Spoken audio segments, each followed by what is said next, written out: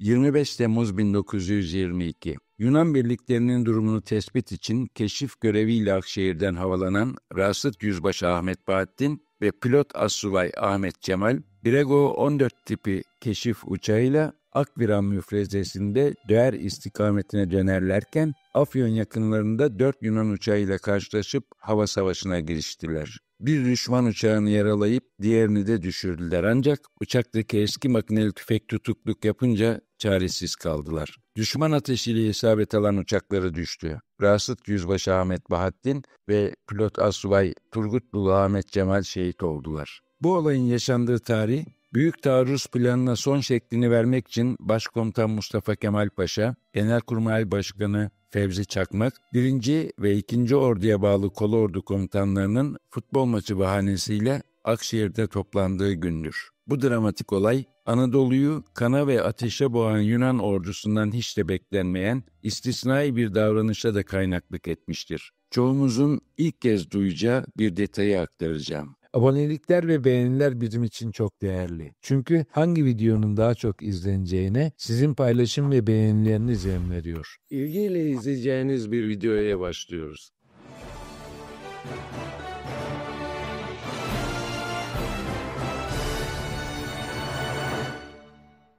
Yıl 1922, Temmuz ayı. Türk ordusu Yunan ordusunu yenilgiye uğrattığı Sakarya Meydan Savaşı'nın ardından Büyük Taarruz'a hazırlanmaktaydı. Bir yandan Büyük Taarruz için hazırlıklar sürdürülüp planlar olgunlaştırılırken, bir yandan da düşman birlikleri hakkındaki istihbaratın büyük önem taşıdığı günlerde. 20 Temmuz 1922 günü Gazi Mustafa Kemal'in başkomutanlık yetkileri süresiz olarak uzatıldı. Mustafa Kemal Paşa ertesi günde Akşehir'e gitmek üzere yola çıktı. Çünkü taarruz hazırlıklarını elden geçirmek üzere ordu üst kademesi Akşehir'de toplanacaktı. Batı cephesi komutanların taarruz hazırlığı için yapacağı toplantıyı gözlerden saklamak için ilginç bir bahane buldu. Futbol orduda yaygın bir spor haline gelmişti. Tatil günleri alaylar, tümenler birbirleriyle kıran kırana maçlar yapıyorlardı. Cephe karargahı futbol takımıyla Kolordular Karması'nın 28 Temmuz Cuma günü Akşehir'de maç yapmaları kararlaştırıldı. Olay basına bildirildi.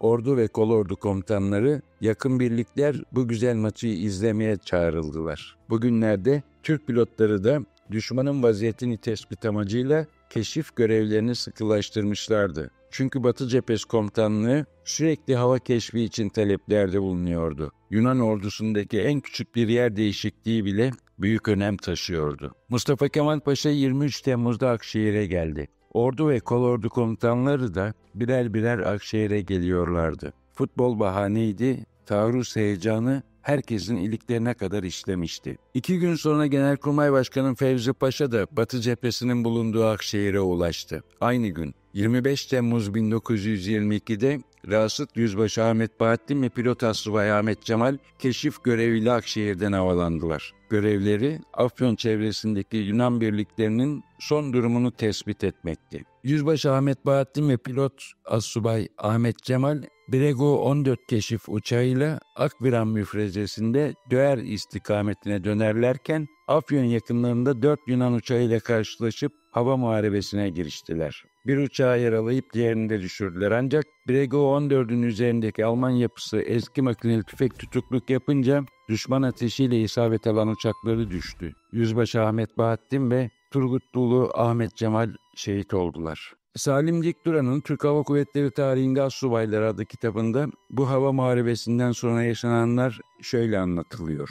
Ertesi gün öğlene doğru Türk askeri kışlaları üzerinde duyulan uçak sesi üzerine kışladaki herkes silahını alıp dışarıya çıktı. Gelen uçağın kanadının ucunda uzun siyah bir bez dalgalanmaktaydı. İyice alçalan uçaktan yere atılan paketi koşarak alan Yüzbaşı Fazıl, paketi açtığında içinden bir mektup çıktı. Dün 4A uçağımıza karşı 2 saat boyunca savaşan ve bir uçağımızı yaralayıp birini de hava sahasını terke mecbur eden uçağınızdaki 2 kıymetli havacı Gazlıgöl civarında şehit olmuşlardır. Onları yarın kahramanlara layık ve şerefli bir cenaze merasimiyle kaldırmayı Yunan meslektaşlarınız vazife addeder ve kahraman Türk havacılarına başsağlığı diler. Gerçekten de Anadolu'yu yakıp yıkan, türlü acılara sebebiyet veren Yunan ordusunun kendilerinden hiç de beklenmeyen bir davranışla şehit pilotlarımız için bir cenaze töreni düzenlediği, savaş sonrasında elde edilen fotoğraflarla da kesinleştirilmiştir. İki hava şehidimizin cenaze töreni, Yunan ordusunca çekilmiş fotoğraflarda da görülebileceği gibi alışılmadık şartlarda akla gelmeyecek şekilde Yunan subaylarının katılımıyla gerçekleşmiştir. Fotoğrafın sol tarafında Yunan subayları da görülmektedir. İkinci fotoğrafta ise cenaze namazına geçildiği için Yunan askerlerinin gruptan ayrıldıkları, sadece sağ tarafta duvar dibinde 2 kişinin gözlemci olarak bulunduğu anlaşılmaktadır. Cenaze töreni Afyon Mevlevihanesi önünde yapılmıştır. Mevlevihanede kılınan cenaze namazının ardından 2 şehidin naaşları Kadınana mezarlığındaki Kesikbaş Sultan Türbesi'nin yanına defnedilmiştir. Ön cephesi demir parmaklıklarla çevrili olan bu şehitliğin parmaklıklarında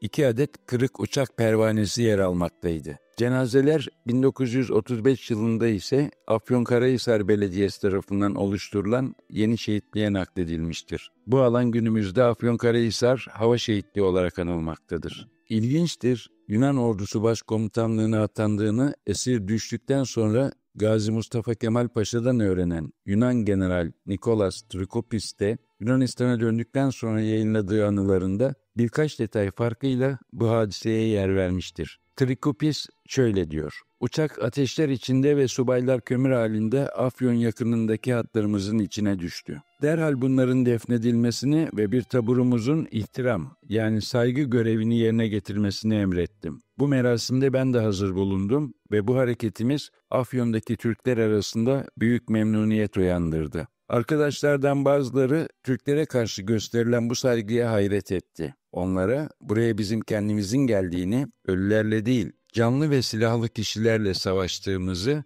ve ölenlerin de vatanları için çalışıp görevlerini yaptıklarını anlattım." Trikopis aynı saygıyı esir düştükten sonra Başkomutan Mustafa Kemal Paşa ve beraberindeki ordu kumandanlarımızdan da görecektir. Şehit pilotlarımız başta olmak üzere Kurtuluş Savaşı'nda canını ortaya koymuş büyüklerimizi bir kez daha saygı ve minnetle anıyoruz. Milli mücadelenin çeşitli evrelerini ele aldığımız video serimiz devam edecek. Kanalımıza abone olmayı, içerikleri beğenip paylaşmayı lütfen ihmal etmeyiniz.